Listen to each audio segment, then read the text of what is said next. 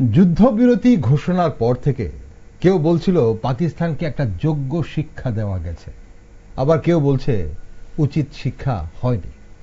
এখন সাময়িকভাবে লেজ গুটিয়ে নিলেও সুযোগ বুঝে আবার ঝোলা থেকে সন্ত্রাসবাদী বের করবে পাকিস্তান। তবে কয়েক ঘন্টা যেতে না যেতেই গোটা বিশ্বের কাছে নিজেদের চরিত্র আবার স্পষ্ট করল পাকিস্তান। যুদ্ধবিরতি উল্লঙ্ঘন করে সীমান্তে গোলাবর্ষণ করল পাক সেনা। তার এক্স হ্যান্ডেলে জম্মু ও কাশ্মীরের মুখ্যমন্ত্রী ওমর আবদুল্লাহ লেখেন, what the hell just happen to ceasefire, explosions heard across Srinagar. This is no ceasefire, the air defence units in the middle of Srinagar just opened up. পাকিস্তানের যুদ্ধ বিরোধীকে কেন্দ্র করে ভারতবর্ষের সীমান্তবর্তী রাজ্যগুলোতে সতর্কতামূলক পদক্ষেপ নেওয়া হয়। পাকিস্তানের এই দুঃসাহসের যোগ্য জবাব দেওয়ার জন্য সেনাবাহিনীকে কড়া পদক্ষেপের নির্দেশ দিয়েছে ভারত। তাই এখন বিভিন্ন প্রশ্ন জাগছে মানুষের মনে।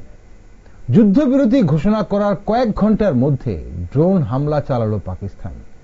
এই পাকিস্তানকে কি ভারতের বিশ্বাস করা উচিত? অপারেশন সিন্দুরে 9টি জঙ্গি ঘাঁটি গুড়িয়ে পাকিস্তানকে কতটা শায়েস্তা করা গেল? এবার কি পাকিস্তান কিছুটা সোজা হবে? সন্ত্রাসবাদী উৎপাদন করা বন্ধ করবে কি সে দেশ? সন্ত্রাসবাদের আড়ালে ভারতের সাথে ছায়াযুদ্ধ বন্ধ করবে কি? অপারেশন সিন্দুরের পর দেশের সামরিক ক্ষমতা নিয়ে কতটা নিশ্চিন্ত দেশবাসী? এমন কিছু গুরুত্বপূর্ণ বিষয় নিয়ে আলোচনা করতেই আমাদের আজকের এই বিশেষ টক শো। নমস্কার, আমি দীপেন আর আপনারা দেখছেন নিউজ ভ্যানগার্ড। অপারেশন সিন্দুরের প্রাপ্তি এবং যুদ্ধবিরতি সিদ্ধান্তের মতো গুরুত্বপূর্ণ কিছু বিষয় নিয়ে কথা বলার জন্য আজ আমাদের সাথে রয়েছেন বিশিষ্ট সমাজকর্মী দেবাশিস রায় এবং বিশিষ্ট সাংবাদিক মণিময় রায়। নমস্কার দর্শক বন্ধুদের, আপনাদের দুজনকে স্বাগত আজকের অনুষ্ঠানে। দেবাশিস বাবু, প্রথমে আপনার কাছে আসি। পেহেলগাঁও হামলার পর 9টি জঙ্গি ঘাঁটি গুড়িয়ে দিয়েছে ভারত, একের পর এক 9টি জঙ্গি ঘাঁটি। এখন ভারতের 3 দিন, মানে এই তারপর যে 3 দিন যে উত্তেজনা একটা ছিল সীমান্তে, একটা যুদ্ধবিরতি ঘোষণা হয়েছে আমেরিকার মধ্যস্থতায়। এখন কি মনে করেন, বদলাটা কমপ্লিট হয়ে গেছে আমাদের? বদলা তো নিশ্চয়ই হয়েছে, এবং অপারেশন সিন্দুর যে উদ্দেশ্যে করা হয়েছে তা দেশবাসী অবগত আছেন, রাজ্যবাসী হিসেবে আমরা প্রত্যেকেই অবগত আছি। 26 জন নিরীহ হিন্দু পর্যটকদের পয়েন্ট ব্ল্যাঙ্ক রেঞ্জ থেকে 22শে এপ্রিল হত্যা করা হয়েছিল, এবং সেটা করা হয়েছিল বিভিন্ন সময় আমাদের দেশ সন্ত্রাসবাদী দ্বারা আক্রান্ত হয়েছে, এবং সেটা অন্যান্য সন্ত্রাসবাদী ঘটনার চেয়ে অনেকটাই ভিন্ন, সেটা আমরা আলোচনা করেছি। তো যে বিষয়টা সেদিনের ঘটনায় প্রতীয়মান হয়েছে যে সন্ত্রাসবাদীরা আমাদের এই এক বোনকে, তার হাজবেন্ডকে মেরে দেওয়ার পর বলেছে, go and tell your Modi what we have done. সেই পর থেকেই স্পেকুলেশন চলছিল। আপনাদের স্টুডিওতে আমি বলেছি there is something going to happen, একটা প্রত্যাঘাত হবে বলে সবাই আমরা মোটামুটি আন্দাজ করতে পেরেছিলাম। সেই প্রত্যাঘাতটা নেমে এসেছে আর্লি আওয়ার্স অফ 7th মে। তো সেদিন যে প্রত্যাঘাত হয়েছে সেটা এর আগে যতগুলো প্রত্যাঘাত হয়েছে, আমি ধরুন সার্জিক্যাল এয়ার স্ট্রাইক 2016, উরি হামলার পর সার্জিক্যাল স্ট্রাইক, বালাকোট 19-এর পর, পুলওয়ামার পর বালাকোট, সবগুলোকে এইভাবে ছাপিয়ে যাবে। এবং যে ডিজায়ার্ড অবজেক্টিভ, যা উদ্দেশ্য ছিল যে 9টি টেরর ঘাঁটি, শুধু এইভাবে বললেই সেটা সীমাবদ্ধ থেকে যায়, সীমাবদ্ধতা থাকে।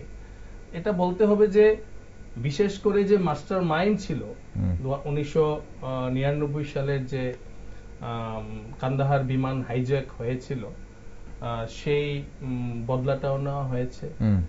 আমাদের 2008 সালের যে মুম্বাই হামলা, সেটার বদলা নেওয়া হয়েছে। উরি হামলা থেকে শুরু করে পুলওয়ামা, একের পর এক বদলাটা সেই টেরর মানে এই আঘাতের মধ্য দিয়ে নেওয়া নেওয়া হয়েছে। হয়েছে। আমি এই কারণে বলছি কথাটা যে এইভাবে যে সিলেক্ট করা হয়েছে টেরর স্ট্রাইকের যে এরিয়াটা, ঘাঁটিগুলো, 9টা ঘাঁটি, জেশ-ই মোহাম্মদের যে হেডকোয়ার্টার ভাগলপুর টেররিস্ট ঘাঁটি যেখানে ট্রেনিং দেওয়া হয়, সেটা তো ছিলই। আরেকটা ছিল এলইটির প্রশিক্ষণ কারখানা, যেখানে টেররিস্ট উৎপাদন করা হয়, সেই বরিদকে থেকে শুরু করে পিওজেকে সেখানেও 4টে ছিল। এরকম 9টি স্ট্রাইক করা হয়েছে। সবচেয়ে ইম্পর্টেন্ট এন্ড সিগনিফিকেন্ট যেটা, সেটা হচ্ছে ইউসুফ আজাহার, যে মাস্টার মাইন্ড ছিল, যে কান্দাহার হাইজেকে জড়িত ছিল, এবং আব্দুল মালিক রফ, মুদাসসর আহমেদ, এই সমস্ত মানে গ্লোবাল টেররিস্ট যাকে ইউএন ডিক্লেয়ার করেছে, তাদেরকে খতম করা হয়েছে। শুধু তাই নয়, প্রায় মোর দেন 100 টেররিস্ট হ্যাভ বিন এলিমিনেটেড। তো এভাবে যে প্রিসিশন টার্গেট, সেটা আমরা ঠিক মনে করতে পারি যে লাদেনকে যেভাবে আমেরিকা মেরে তুলে নিয়েছিল, সেটা শুধুমাত্র একটা টেররিস্ট ছিল, কিন্তু এবার মোর দেন 100 টেররিস্টকে এলিমিনেট করা হয়েছে। মৌলানা মাসুদ আজাহার, ওকে নিকেশ করতে পারেনি ঠিকই, কিন্তু ওর পরিবারের 10 জন সন্ত্রাসবাদীকে হত্যা করা হয়েছে, সঙ্গে আরো 4 জন। তো এইভাবে যে ডিজায়ার্ড অবজেক্টিভ ছিল, সেটা উইদাউট কোলাটারাল ড্যামেজ, এটা একটা খুব সিগনিফিক্যান্ট। কোনো সিভিলিয়ান সাধারণ নাগরিকের উপর হয়নি, কোনো সাধারণ নাগরিককে আঘাত হানা হয়নি, এমনকি মিলিটারি, পাকিস্তান মিলিটারিকেও স্ট্রাইক করা হয়নি। স্যাটেলাইট ইমেজের মধ্য দিয়ে যে টেরর ঠিকানা, সেগুলোকে আইডেন্টিফাই করাটাও, আমি আজকে কিছুক্ষণ আগে মিলিটারি প্রেস ব্রিফিং দেখছিলাম, সেখানে DGMO, director general of military operations, উনি বক্তব্য রাখছিলেন, এয়ার চিফ মার্শালও বক্তব্য রাখছিলেন। তারা যেভাবে স্পট করেছে, সেটার বিস্তৃত বিবরণ দেশবাসীর কাছে তুলে ধরেছে। সেই অর্থে আমরা যদি বাকি পার্টটা বাদ দেই, শুধুমাত্র টেরর ইনফ্রাস্ট্রাকচার এবং টেররিস্টদের যেভাবে বদলা নেওয়া হয়েছে, সেটা শুধুমাত্র সেই 22 এপ্রিল পেহেলগাঁওয়ের বদলা নয়, সেটা আরো ভারতের উপর যে সন্ত্রাসবাদীগুলো হামলাগুলো হয়েছে, সবগুলোর বদলা আপনি বলছেন। ঠিক, আপনি বলছেন বদলা কমপ্লিট, এবং বদলা হয়েছে, এবং বদলা নেওয়া হয়েছে, এবং জবরদস্ত বদলা ভারত নিয়েছে। মনে আপনার কি মনে হয়, বা এই যে যেভাবে 9টি জঙ্গি ঘাঁটি গুড়িয়ে দেওয়া হয়েছে, এবং তারপরও প্রায় 3 দিন উত্তেজনা চলেছে, এখন বদলা নেওয়া হয়েছে? অ্যাটলিস্ট পেহেলগাঁও হামলায় যে বৈশরণ পাহাড়ে যে, এটা শেষ হবে না, বদলা নেওয়াটা শেষ হবে না। কারণ পাকিস্তান হচ্ছে একটা টেররিস্টদের রাষ্ট্র, এরা এগুলি নিয়েই থাকতে হবে। আর এদের যারা মদত দেয়, ওই রাষ্ট্রগুলি তাদের অস্ত্র বিক্রির জন্য এগুলিকে রাখবে। এগুলি ধ্বংস হয়ে গেছে ইত্যাদি। আমরা বালাকোটের পরেও আপনি ফুটেজ বার করে দেখবেন, সেই দিনও প্রায় 350-400 মরে গিয়েছিল। এত সন্ত্রাসবাদী করতে আসে কে জানে। এখানে যেদিন প্রথম এয়ার স্ট্রাইক না, আমাদের প্রথম যেদিন স্ট্রাইক হয় মিসাইল, সেই দিনও প্রথম কথাটা যেটা বেরিয়ে এসেছিল, 750-র ওপর এক্সট্রিমিস্ট এক জায়গায় অ্যামালগেমেট হয়েছিল। এবং গতকাল পর্যন্ত যে বিদেশ সচিব যে বক্তব্য রেখেছেন, তাতে বলেছেন যে আমরা এই পেহেলগাঁওয়ের যারা এক্সট্রিমিস্ট যারা ঢুকেছিল, তাদের আমরা আইডেন্টিফাই করেছি। তা আগেই ছবি বেরিয়ে গেছে। তা আইডেন্টিফাই করার পরে এখন তারা কোথায় আছেন, এটা তাদের হয়তো টেকনিক্যাল বিষয়ের উপর ভিত্তি করে, তাদের যা নিজস্ব রণনীতি, তার উপর ভিত্তি করে এখন কোথায় আছেন, কি আসল বিষয়, এগুলি নিয়ে তারা বলেননি কিছু। এখন সেটাও বলেননি যে ওই যে 100 জন মারা গেছে ইত্যাদি প্রকাশ হচ্ছে, তাদের ভিতরে 4 জন আছে কিনা, সেটাও বলেন। এখন কথা হচ্ছে যে এই জায়গাটাতে দাঁড়িয়ে আমাদের কি অপারেশন সিন্দুর শেষ? না, দুটো মানে সমস্যা হচ্ছে। একটা হচ্ছে যে আমাদের এখানে এসকালেশন তো হয়নি, ফলে কি এসকালেশন তো হয়েছে, একটা দুটো দেশের মধ্যে একটা পরিস্থিতি ডিএসকেলেশন আমরা ভারত সরকারও স্বীকার করিনি, পাকিস্তান সরকারও স্বীকার করি। তো এখন কথা হচ্ছে আমি হ্যাঁ সেটাই, সিজফায়ারটা কিসের, কি অস্ত্রের সিজফায়ার কি? এটা ক্ল্যারিফিকেশন নেই তো কোনো। আমরা যে যুদ্ধ হয়েছে এটা কি যুদ্ধ বিরতি না অস্ত্র বিরতি, সবটাই বিষয় এখানে। আপনি যদি কালকের মিস্ত্রির যে অল্প কিছুক্ষণের যে প্রেস মিটটা যদি দেখেন, বিদেশ সচিবের বিক্রম মিস্ত্রি, তাহলে দেখবেন এখানে কিছুই বলা হয়, এখানে বলা হয়নি যে মার্কিন যুক্তরাষ্ট্র এটার ভেতরে ইনভলভ, অথচ আমাদের স্টেটমেন্টের আগে মার্কিন যুক্তরাষ্ট্র বার করে দিয়েছে। এই যে বিষয়গুলি অনেক ক্ল্যারিফিকেশনের দরকার আছে। আমি কোনো অবস্থাতেই এই মুহূর্তে ভারত সরকার যা বলছে তার বাইরে যাব না, কারণ আমরা যারা সাংবাদিকতা করি তাদের উপর একটা স্লার এসে গেছে অলরেডি, আমরা আবল তাবল বলছি কিছু কিছু, ফলে আমি এই বিষয়ে যাব না। কিন্তু যতটুকু পর্যন্ত হয়েছে এই অ্যাটাকটা প্রয়োজন ছিল, আমাদের পহেলগাঁওয়ের ইনসিডেন্টের পরে এই অ্যাটাকটা প্রয়োজন ছিল। এই প্রয়োজনটা হঠাৎ করে কেন ফুরিয়ে গেল সেটা নিয়ে আমাদের জানতে হবে, এবং ভারত সরকার নিশ্চয়ই বলবেন যে পহেলগাঁওয়ের ইনসিডেন্টের পরে যে যে কারণগুলি ঘটেছে বা তার আগে থেকে যে যে কারণগুলি ঘটেছে সে সবটাই কি আমরা এলিমিনেটেড করতে পেরেছি না পারিনি, না আরো আছে। এই সমস্ত বিষয়গুলি কিন্তু এখন আস্তে আস্তে আস্তে আস্তে বেরিয়ে আসবে সমস্ত বিষয়গুলি। এখন কথা হচ্ছে যে প্রথম যে বিষয়টা হচ্ছে যে এই আমরা যে সিজফায়ারটা করলাম, এই সিজফায়ারটা করার জরুরি ছিল কিনা। আমি সিজফায়ারে মনোমেদ আমি পরে আসছি। প্রথমে আপনি যে প্রশ্নটা তুলেছেন যে এই যে 4 জন সন্ত্রাসবাদী যারা পেহেলগাঁওয়ে এই নির্বিচারে গুলি চালিয়েছে এবং পয়েন্ট ব্ল্যাঙ্ক থেকে, আমরা সবাই জানি সেটা পয়েন্ট ব্ল্যাঙ্ক থেকে ধর্ম জেনে জেনে গুলি চালিয়েছে এবং স্ত্রীদের বলেছে যে গিয়ে সরকারকে বলো যে করা হয়েছে। এখন প্রশ্ন হচ্ছে যে এই 4 জনকে আমরা এই অপারেশন সিঁদুরের শাস্তির আওতায় আনতে পেরেছি কিনা, যেটা এখন অবধি স্পষ্ট হয়নি। আপনি যেটা বলছেন স্পষ্ট হয়নি, এবং আনা হয়েছে কিনা আনা হয়নি এটা পহেলগাঁওয়ের ইনসিডেন্টের পরে এই 4 জন কিন্তু আমাদের কাছে মূল আততায়ী। এদের বিরুদ্ধে ব্যবস্থা নিতে হবেই অ্যাট এনি কস্ট। হুট করে আমি বলে দিলাম না ওরা শ্রীলঙ্কা পালাতে শুরু করলো, আমার সোলজার পেছনে পেছনে দৌড়তে শুরু করলো, ঘটনাটা এরকম না তো। তামিলনাড়ু বিমানবন্দর পর্যন্ত চেস করা হয়েছে। কে বলছে এইগুলি তাদের, কোথা থেকে এলো? আজকালকে আপনি এটা কেউ বিরোধিতা করুক, পক্ষে থাকুক, যাই থাকুক, আমাদের যে বিদেশ সচিব এত সুন্দর প্রেসকে ব্রিফ করছেন, একটাও বাড়তি কথা বলছেন না, অতিরিক্ত কথা বলছেন না। যেটা ট্রাম্পের এখান থেকে যে অতিরিক্ত কথাগুলি যেগুলি আসছে, এক একটা প্রশ্ন তুলে দিচ্ছে উনি নিজেই।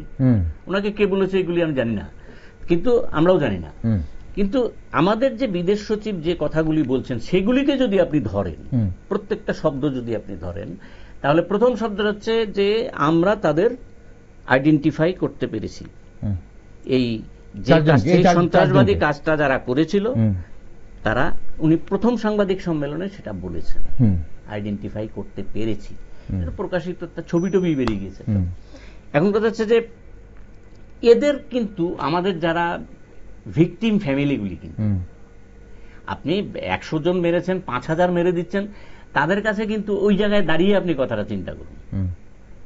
যে ফ্যামিলিটা এফেক্টেড, ওই ফ্যামিলিটার ভেতরে প্রবেশ করুন, করে দেখুন যে ও যদি শুনতে পায় যে ওই 4 জনের ভেতরে একজন মরেছে, পাশাপাশি যদি মরেছে, ও যতখানি তৃপ্তি পাবে।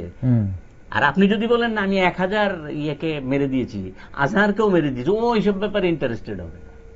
ওর প্রথম টার্গেটটা থাকবে আমার স্বামীকে যা মেরেছে বা আমার বাবাকে যে মেরেছে সে এলিমিনেটেড, সে নিকেশ হয়েছে কিনা। এই জায়গাটাতে আসল জায়গা, এই যে এক্সট্রিমিস্টদের বিরুদ্ধে লড়াই করার, এটাই হচ্ছে একটা যেমন নেগেটিভ সাইড, আর একটা হচ্ছে পজিটিভ সাইড। ওকে দেবাশিস বাবু, এই যে 4 জন সন্ত্রাসবাদী যারা পেহেলগাঁওয়ে যারা হামলা বা হত্যালীলা চালিয়েছে, তাদের নিকেশ করা গেলে বা তাদের যদি মারা যায়, তাদের যদি প্রতিশোধ নেওয়া যায়, তাদের মৃত্যুর পরেই প্রতিশোধ কমপ্লিট হবে বলে মনে করছেন? এখন আপনার কি মনে হয় বিষয়টা? দেখুন, 1999 সালে কান্দাহার হাইজ্যাক হয়েছে, মৌলানা মাসুদ আজহার জেলে ছিল, সেসহ প্রায় 35 জনের অধিক মানে সন্ত্রাসবাদীকে ছাড়িয়ে নিয়েছিল। তো বদলাটা নেওয়া হয়েছে 2025 সালে। ভারতবর্ষ 26 বছর অপেক্ষা করেছে। তো এটা একটা কন্টিনিউয়াস প্রসেস। আজকে কেউ মেরে দিল, আসামিকে ধরতে 1 বছর লাগতেই পারে, তাকে নিকেশ করতে আরো 1 বছর 2 বছর 5 বছর লাগতেই পারে, but they are under the radar of Indian government. No terrorist will be spared.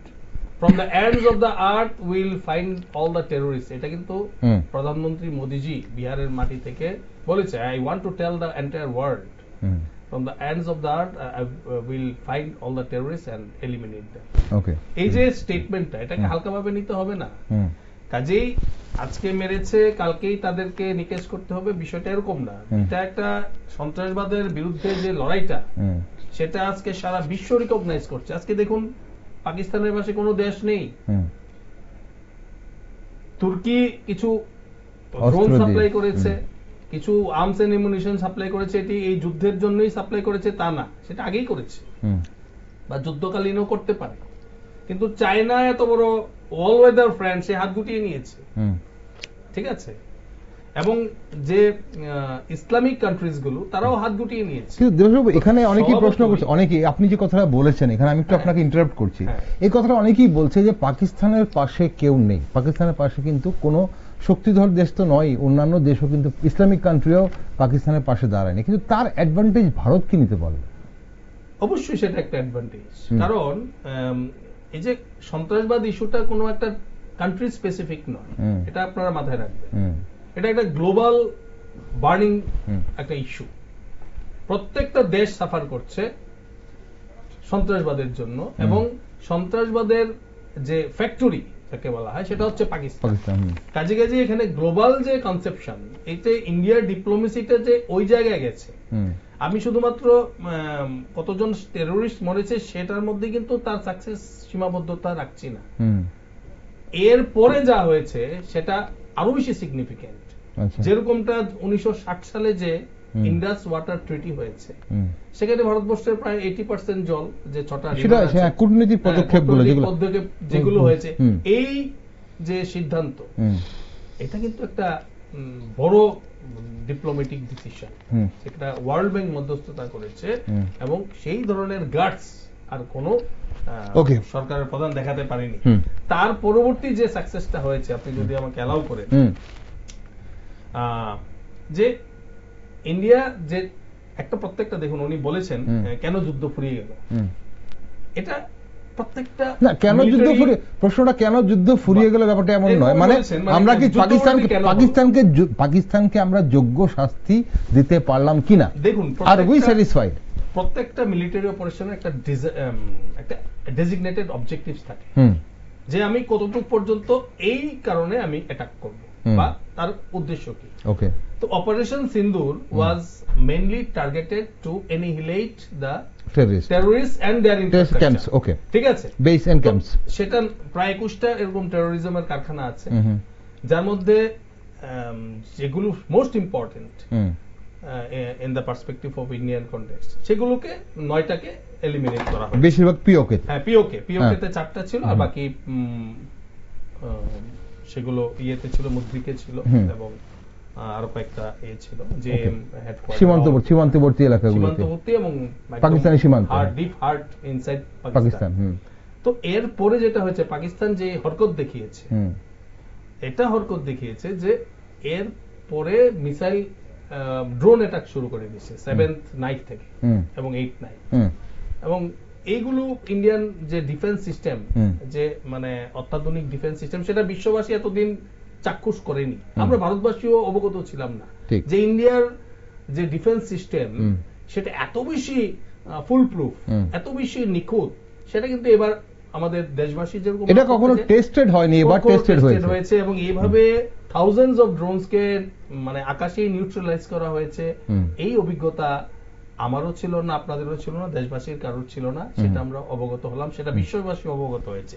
শুধু তাই নয়, এর প্রত্যুত্তরে যেভাবে প্রত্যাঘাত করা হয়েছে ইন্ডিয়ান এয়ারফোর্স, সেটা আপনি করাচি আর বন্দর বলুন, সেখানে অ্যাটাক করা হয়েছে। তারপরে যে রাডার সিস্টেম আছে, যে এয়ার ডিফেন্স সিস্টেম আছে পাকিস্তানের, সেগুলি চায়না থেকে প্রাপ্ত, সেগুলো যে এতদিন কাগজে, মানে ইদানিং কালে যে কাগজে বাঘে পরিণত হয়েছে, সেটা প্রমাণিত হয়েছে। এবং 8 তারিখের পাকিস্তানের যে অ্যাটাক, কিছু মিসাইল অ্যাটাকও করেছে, ব্যালিস্টিক মিসাইল ছড়েছে শীর্ষাতে, তার প্রত্যাঘাতে সেটা এবার যে এয়ারবেস গুলো, মিলিটারি ইনস্টলেশন, যেটা প্রাথমিক অবজেক্টিভ ছিল না, অপারেশন সিন্দুরে সেটা করা হয়নি। আমি আপনাদের চ্যানেলে বলেছিলাম যে কতটা ইন্ডিয়া যাবে, রেসপন্স কতটা হবে, depends on the retaliation from Pakistan.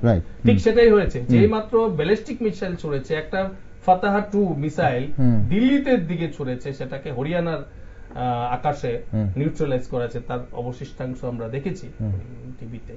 তো এরপরে আর মানে ইন্ডিয়ান এয়ারফোর্স তার যে শক্তি, প্রায় 12টা মানে এয়ারবেস পাকিস্তানের, যেখানে সবচেয়ে বেশি ইম্পর্টেন্ট ছিল নূর আহমেদ একটা এয়ারবেস, হ্যাঁ, সেটা কিন্তু পাকিস্তানের হৃৎপিণ্ড বলা চলে। তার পাশেই রয়েছে একটা নিউক্লিয়ার সাইট, সবচেয়ে ইম্পর্টেন্ট। তো ওই জায়গাতে যখন আঘাত করা হয়েছে, সেটাকে যখন ব্লোন আপ করে দেওয়া হয়েছে with the strike of BrahMos missile, scalp missile এবং হ্যামার মিসাইলের মাধ্যমে, এত প্রিসাইজ টার্গেটে হিট করেছে। এবং এরপরে কিন্তু পাকিস্তানের মানে বলা যায় এই পরাজয় ওরা মেনে নিতে পেরেছে বা বাধ্য হয়েছে, কারণ এরপরে কিন্তু স্ট্রাইক করবে ওদের নিউক্লিয়ার সাইটে, যেখানে ওদের যতদিন মানে হুঙ্কার দিয়ে। তারপরে কি পাকিস্তান তটস্থ হয়ে শক্তিধর দেশগুলোর কাছে যুদ্ধবিরতির জন্য আবেদন করতে থাকে? হ্যাঁ, যুদ্ধবিরতির জন্য তখন আবেদন করতে থাকে। বাকিটা ডোনাল্ড ট্রাম্প ইন্টারভিন করেছে, মানে এই লড়াইটা যেন কোনোভাবে নিউক্লিয়ার না। ঠিক, আমরা সেই বিষয়ে আসবো দেবাশিস বাবু, যে 3 দিনের মাথায় কেন এবং কিভাবে মার্কিন যুক্তরাষ্ট্রকে মধ্যস্থতা করতে হলো, মার্কিন যুক্তরাষ্ট্রকে এখানে নাক গলাতে হলো এবং মার্কিন যুক্তরাষ্ট্রকে একটা ভূমিকা নিতে হলো যুদ্ধবিরতির জন্য। কিন্তু তার আগে মনোমদা, আপনার কি মনে হয় এই যে যুদ্ধবিরতির ঘোষণার পর পাকিস্তান যে ড্রোন হামলাগুলো করলো, মানে এবং তারপর ভারত রিটেলিয়েট করেছে, এবং এতে কতটা মানে আমরা কতটা নিশ্চিন্ত হতে পারি যে আমরা যা করেছি তা ঠিক করেছি, বেশ করেছি? না, সে তো ঠিকই আছে। আমি আমার দেশের হয়ে তো বলবোই ঠিক একদম। কিন্তু আপনি যদি নিউট্রালি যদি বলেন, তাহলে আমাকে ওরা ড্রোন মারলো আর আমি চুপচাপ বসে থাকলাম, ঘটনাটা তো এইভাবে হলো, ভারতবাসী তো মানবে না।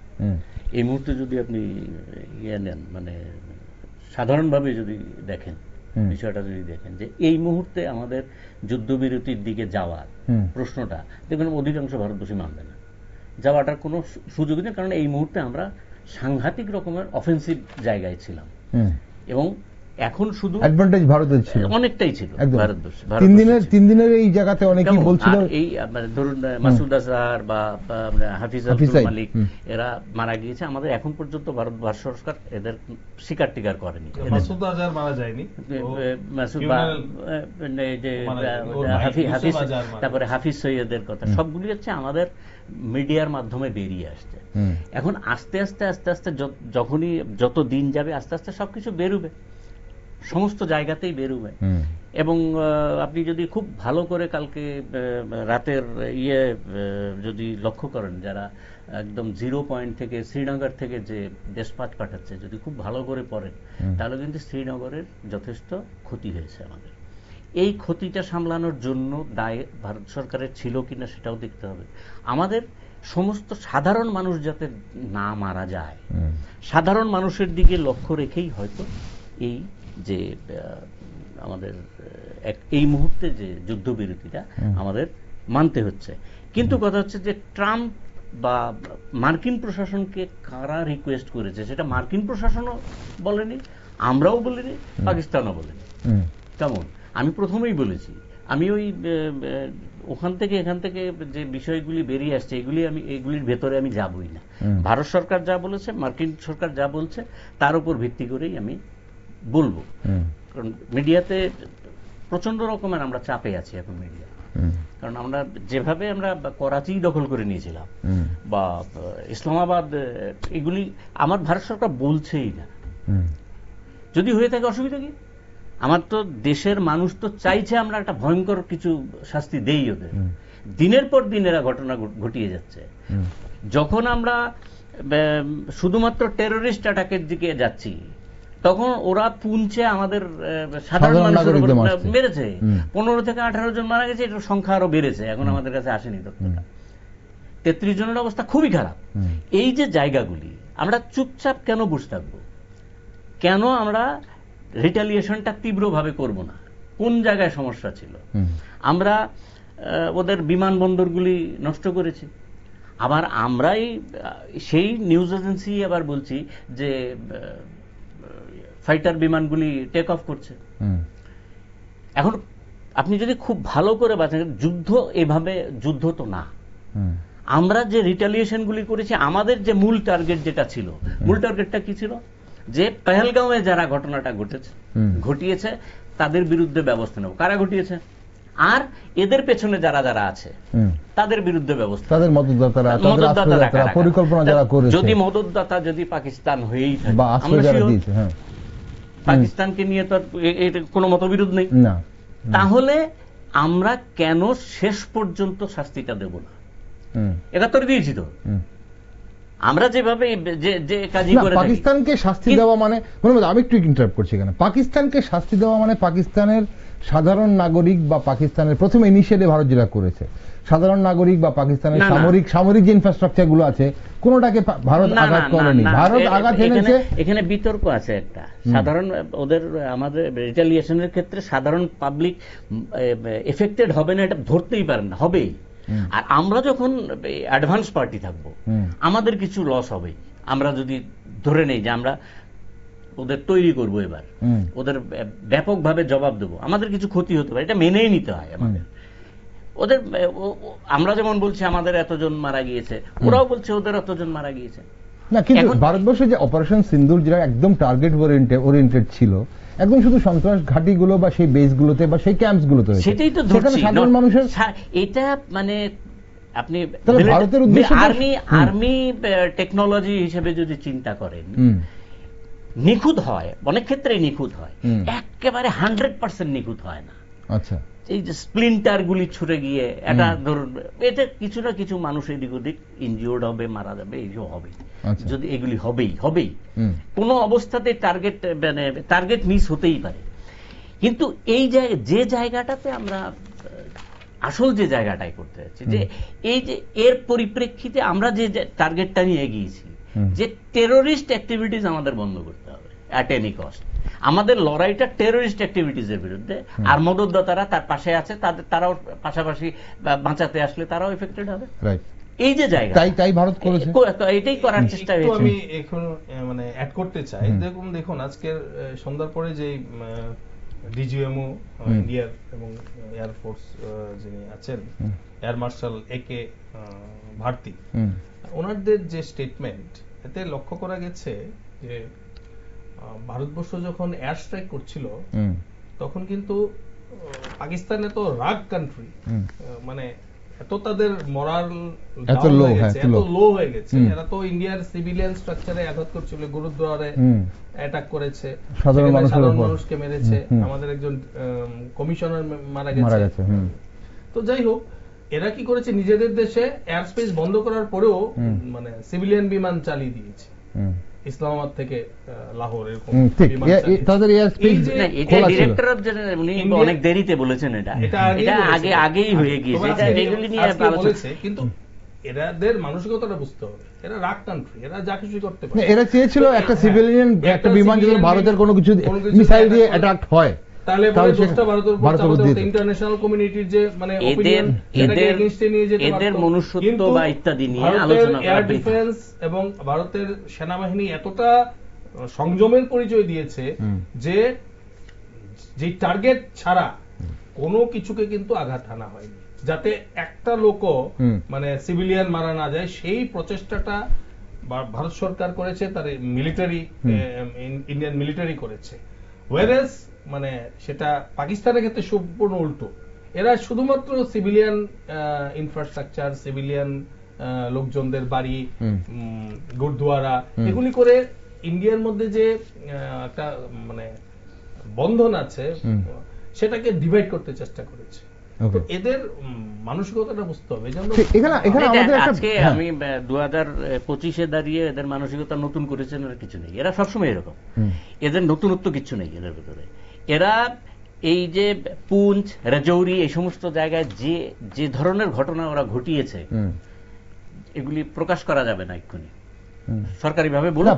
হামলার আগে পরেও পুঞ্চের যে ঘটনা ওরা ঘটিয়েছে এই ঘটনার পরিপ্রেক্ষিতে এই জায়গায় সিজফায়ার বিষয়টা কতটুকু লাগু থাকবে আমি জানি না। সিজফায়ার প্রশ্নটা না, প্রশ্নটা হচ্ছে যে উল্লঙ্ঘন তো কালকেই করে ফেলেছে। আজকে মোদিজির একটা স্টেটমেন্ট, একটা গুলি যদি ওদিক থেকে আসে এটার প্রত্যুত্তর দেওয়া হবে শেল দিয়ে, গোলা দিয়ে। এক গুলি উধার সে আয়েঙ্গে তো ইহাঁ সে গোলা যায়গা। তো এই যে এটা কোনোভাবে ইঙ্গিত করছে না যে কোথাও যুদ্ধবিরতি হয়েছে। না এখন যুদ্ধবিরতি হয়েছে এটা মেনে নেওয়া হয়েছে, এটা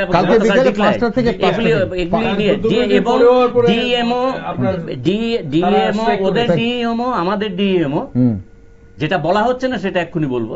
এটা আগামী 12 তারিখ ওরা দুপুরবেলা বসবে, আলোচনায় বসবে। আমার প্রশ্নটা কেন বসবো না?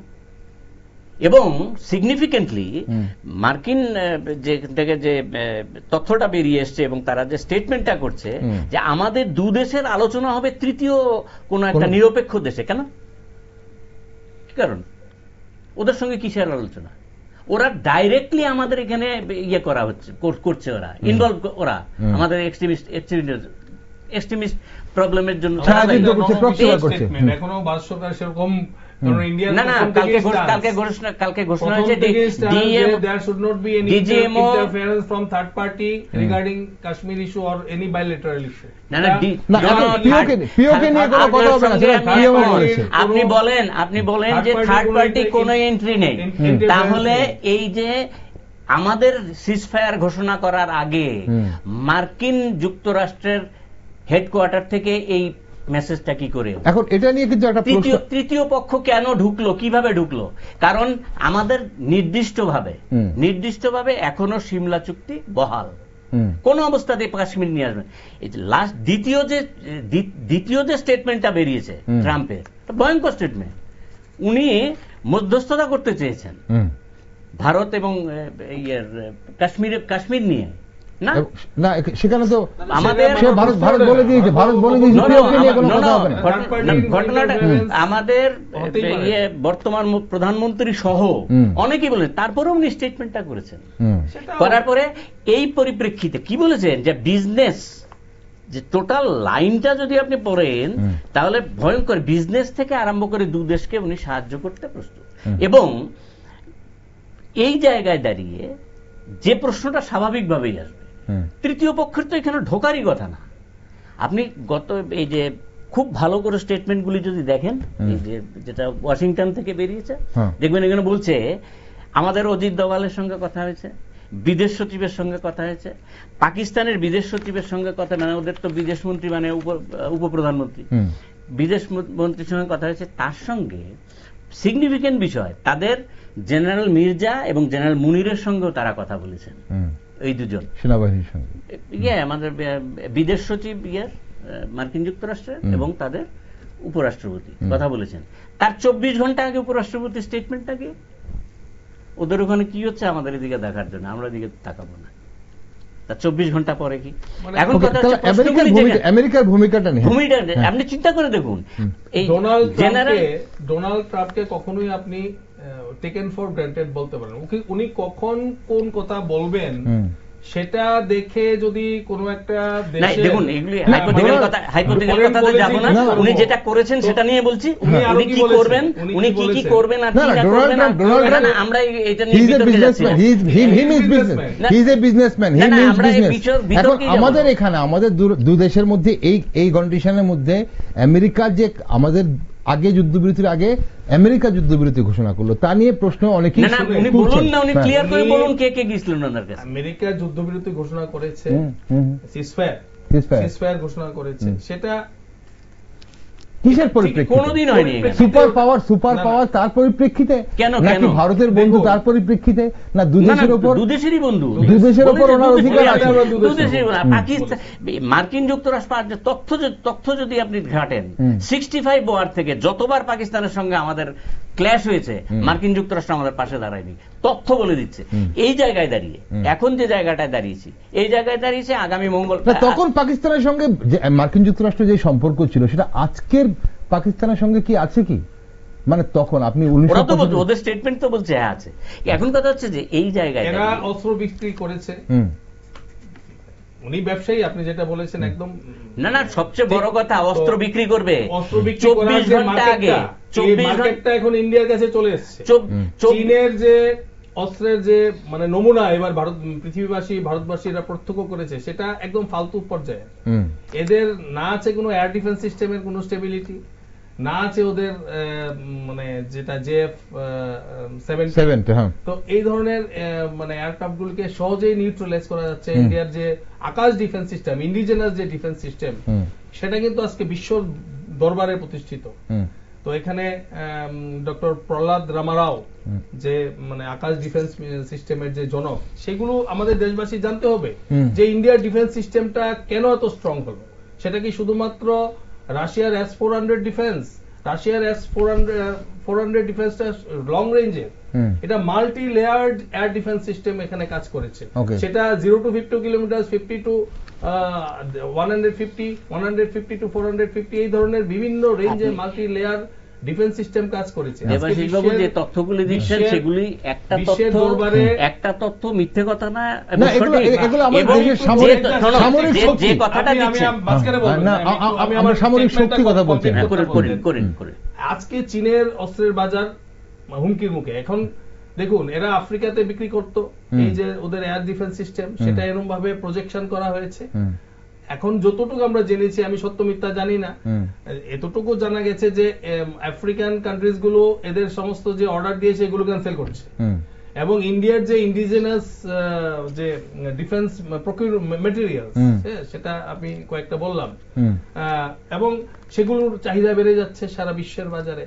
এতে গিয়ে ডোনাল্ড ট্রাম্পও এফেক্টেড হবে। তো উনি যে কথাটা বলছিলেন, ডোনাল্ড ট্রাম্প কেন আগ বাড়িয়ে আসলো, উনি বিজনেসম্যান, উনারও ব্যবসা মার খাচ্ছে।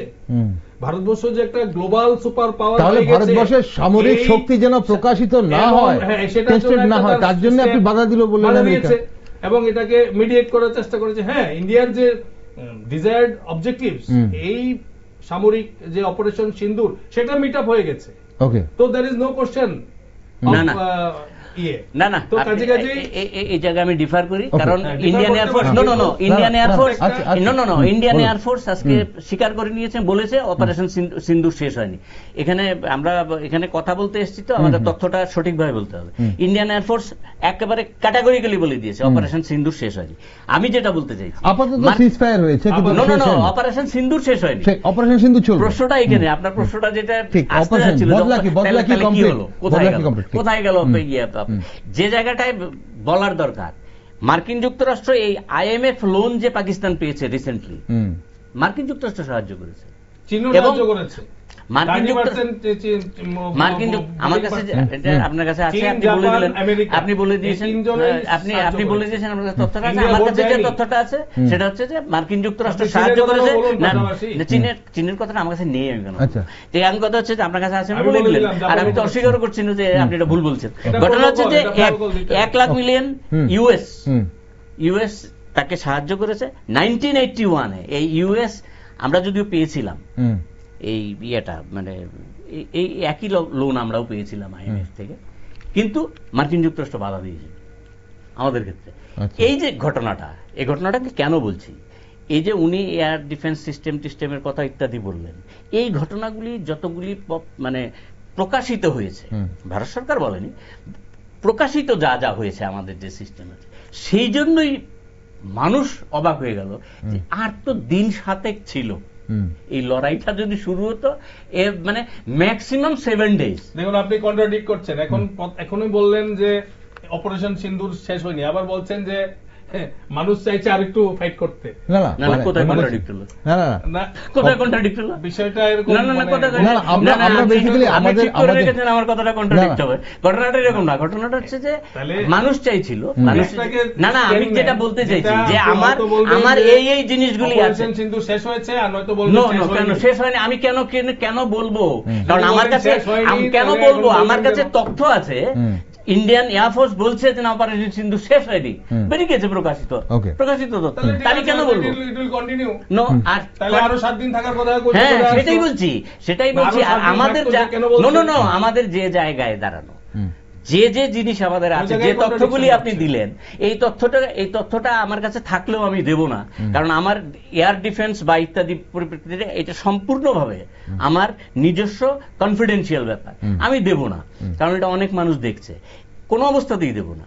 এখন আপনি জেনেছেন, আপনি দিয়ে দিয়েছেন, এটা আসলে কিন্তু open না, secret, নো নো, এটা তো আর কোনো কিছু নেই। সিক্রেট যখন কোন সিক্রেট, ওপেন আবার সিক্রেট আবার ওপেন হয় নাকি? এবং আপনি জেনে রাখুন, Okay, 24টা আমরা- আমরা- আমরা missile- অনুষ্ঠানে- just আমি add হ্যাঁ, করছি, হ্যাঁ। 24টা মিসাইল ইন্ডিয়া হিট করেছে, and they were all precisely targeted। সে ঠিক আছে, Okay, ঠিক আছে। okay, না, ইন্ডিয়াকে এটা টার্গেট ওই করেছে। চীনের না, সস্তা প্রশ্ন no, no, প্রশ্ন- প্রশ্ন প্রশ্ন চীনের অস্ত্র নিয়ে নয়, প্রশ্ন ভারতের কাছে কি কি এই মুহূর্তে সামরিক শক্তি আছে সেটা নিয়ে নয়। প্রশ্ন ছিল যে আমরা যে কারণে এই এসকেলেশন হয়েছে, যে কারণে অপারেশন সিন্দুর হয়েছে, তা আমরা সাকসেসফুল কিনা, আমরা পেহেলগাঁও হামলার বদলা নিতে পেরেছি কিনা, এটা একটা প্রশ্ন সেটাই ছিল। আস্তে আর সেই আস্তে জায়গাটাতে সেটাই দাঁড়িয়ে আস্তে আস্তে ভারত সরকার বলবেন, সেটা আমাদের অপেক্ষা করতে হবে। একদম এই জায়গায় দাঁড়িয়ে যে জায়গাটা স্পষ্ট, সেটা হচ্ছে ইন্ডিয়ান এয়ারফোর্স বলেছে আমাদের অপারেশন সিন্দুর শেষ হয়নি। ওকে, ভারতের বিদেশ সচিব বলেছেন যে আমরা এখন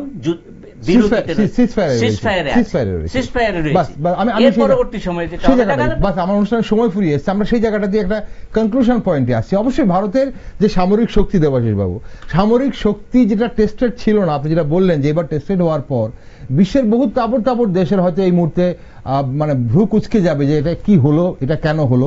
এই 2-3 দিনে ভারত যা স্যাম্পল দেখিয়ে দিয়েছে, কিন্তু এখন প্রশ্ন হচ্ছে যে আগামী দিনে কি হতে পারে, কি দেখছেন আগামী দিনে, বিশেষ করে দক্ষিণ এশিয়ার দেশগুলো ভারতকে এই যে 2-3 দিনে যে এসকেলেশন ছিল ভারত পাকিস্তানের মধ্যে, এবং ভারত যা যা করেছে তার পরিপ্রেক্ষিতে ভারতের প্রতি দৃষ্টিভঙ্গি দক্ষিণ এশিয়ার দেশগুলো, বিশ্বের অন্যান্য দেশগুলো কি ভাবছে সেটা নিয়ে আমরা পরে আলোচনা করব।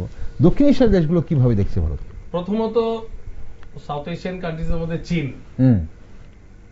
চীন কিন্তু বুঝে গেছে যে মানে কিছু একটা ভারত 60s এর ভারত নেই এখন, 60s এর ভারত নেই এখন, 60 ভারত নেই, 65 এর ভারত নেই, 71 এর ভারত নেই, এটা নিউ ইন্ডিয়া, এটা মোদিজির ভারতবর্ষ। ওকে, ইন্ডিয়া উইল বি বিশ্বগুরু ইন কামিং ডেজ। ওকে, আচ্ছা, তো আপনি সাউথ ইস্ট এশিয়ান কান্ট্রিজ কথা বলছেন, আমি মেইনলি চায়নাকে ওয়েটেজ দিতে চাই। চীন একটা বৃহৎ শক্তিধর রাষ্ট্র, উইথ ডিউ রেসপেক্ট টু চীন। তো চীন কিন্তু বুঝতে পেরেছে যে ইন্ডিয়ার সঙ্গে শুধুমাত্র এই কনটেক্সটে নয়, অপারেশন সিন্দুরের কনটেক্সটেই নয়, in future also the bilateral ties with India and চীন উইল ইমপ্রুভ। ওকে, একটা দিক। আরেকটা দিক হচ্ছে যে ভারত বিশ্বের অন্যান্য রাষ্ট্রগুলো যারা এতদিন ভারতবর্ষকে এইভাবে চিনত না, যেরকমটা আমরা চিনতে পেরেছি নিউ ইন্ডিয়া কি হতে পারে, সেই দৃষ্টিতে এটা রাশিয়া বলুন, সেটা আমেরিকা বলুন, ফ্রান্স বলুন, জাপান বলুন, তারাও বুঝে গেছে যে ইন্ডিয়ার টেকনোলজি এটা স্বাভাবিক কোনো বিষয় নয়। 104টা স্যাটেলাইট একসঙ্গে লঞ্চ করা যায়, সেটা বিশ্বের আর কোনো দেশ দেখাতে পারেনি। আর এই স্পেস টেকনোলজি থেকে শুরু করে DRDO, defence research and defence development, আমার অনুষ্ঠানের সময় ফুরিয়ে যাচ্ছে, আমরা স্পেস টেকনোলজি এখন হাইলি ডেভেলপ, স্বর্ণাক্ষরে লিখিত থাকবে এই অপারেশন সিন্দুরের মধ্য দিয়ে। এবং আগামী দিনের ভারতবর্ষ যে একটা গ্লোবাল সুপার পাওয়ার হতে যাচ্ছে, এর থেকে আমি অন্তত ব্যক্তিগতভাবে নিশ্চিত। ওকে মেনুদা, অনুষ্ঠান একদম সময় ফুরিয়ে গেছে, 1 মিনিট সময় আছে হাতে। আর কিভাবে দেখছেন আগামী দিনকে দক্ষিণ এশিয়ার দেশগুলো ভারতবর্ষকে এই কি মাপকাঠিতে মাপবে এই ঘটনার পর, এই অপারেশন সিন্দুরের পর, বা এই 2-3 দিনের যে ভারত যেভাবে সন্ত্রাসবাদীদের ঘাঁটিতে হানা দিল সেখানে, তারপর থেকে যতক্ষণ না পর্যন্ত একটা সন্ত্রাসবাদী স্পন্সরশিপে রয়েছে, যে সন্ত্রাসবাদীরা যে রাষ্ট্রটার স্পন্সরশিপে রয়েছে, তাকে আপনি যতক্ষণ না পর্যন্ত ঠান্ডা করতে পারছেন, টোটালি এলিমিনেটেড না করতে পারছেন, তাকে যতক্ষণ না পর্যন্ত নিউট্রালাইজ করতে পারছেন যে কোনো ভাবেই হোক, আপনার এখানে সমস্যা থেকে যাবেই। কেমন? আর দ্বিতীয় মানে সর্বশেষ যে বিষয়টা হচ্ছে যে আমি ব্যক্তিগতভাবে ভীষণ খুশি যে যুদ্ধ, কোনো সাধারণ মানুষ যুদ্ধ চায় না, যুদ্ধ হয়ওনি, যেটা হয়েছে সেটা রিটালিয়েশন হয়েছে, তারা মেরেছে, আমরা পাল্টা দিয়েছি। এই জায়গায় দাঁড়িয়ে যে এই মুহূর্তে যে সিজফায়ারটা হয়েছে, এটাকে আমি সমর্থন করি, কিন্তু এই মাঝখানে তৃতীয় শক্তির যে ঢোকাটা, এটাকে আমি সমর্থন করি না। ভারত সরকার নিশ্চিতভাবে আমার বিশ্বাস বলবে যে কিভাবে, কেন, মার্কিন যুক্তরাষ্ট্রকে কারা ইনভলভ করেছিল এবং তার দায় কাদের কাঁধে চাপবে। পরবর্তী সময় আমরা এটা নিয়ে, কারণ এই মুহূর্তে যে জায়গায় দাঁড়িয়ে আমরা, এই জায়গায় মার্কিন যুক্তরাষ্ট্র যেভাবে দাদা শব্দটা ব্যবহার করে যদি আমরা শেষ করি, মার্কিন যুক্তরাষ্ট্রকে অসম্মান করা হবে। আমি সেই অসম্মানিত শব্দ ব্যবহার করছি না, কিন্তু যে জায়গাটা তারা করেছেন, কালকে জায়গাটা যেটা করেছেন, তাদের বুঝতে হবে যে ভারত পাকিস্তানের নিজস্ব যে সমস্যাটা, এটা সিমলা চুক্তি অনুযায়ী আমরা, সেটা ভারত পাকিস্তানে মেটাবে, সেখানে তৃতীয় শক্তির কোনো জায়গা নেই। অসংখ্য ধন্যবাদ আপনাদের দুজনকে। প্রণমিতা, আপনাকে ধন্যবাদ। ধন্যবাদ। দর্শক বন্ধুরা, একের পর এক ভারতের প্রত্যাঘাতে নাস্তানাবুদ পাকিস্তান মিথ্যে ও ছল ছাত্রীর আশ্রয় নিয়েছে। ভারতের সামরিক শক্তি আঁচ করতে পেরে যুদ্ধবিরতির জন্য শক্তিধর দেশগুলোর শরণাপন্ন হয়েছিল পাকিস্তান। মধ্যস্থতা করল মার্কিন যুক্তরাষ্ট্র এবং গতকাল বিকেল 5টা থেকে যুদ্ধবিরতি ঘোষণা করা হলেও তা উল্লঙ্ঘন করে পাকিস্তান। আবারও কড়া হুঁশিয়ারি দিয়েছে ভারত। তাই আগামী দিনে পরিস্থিতি কোন দিকে মন নেয় সেদিকে অবশ্যই নজর রাখছি আমরা। আর আপনারা সব খবরের জন্য, সব আপডেটের জন্য এবং টকশো দেখার জন্য চোখ রাখুন শুধুমাত্র নিউজ ভ্যানগার্ড।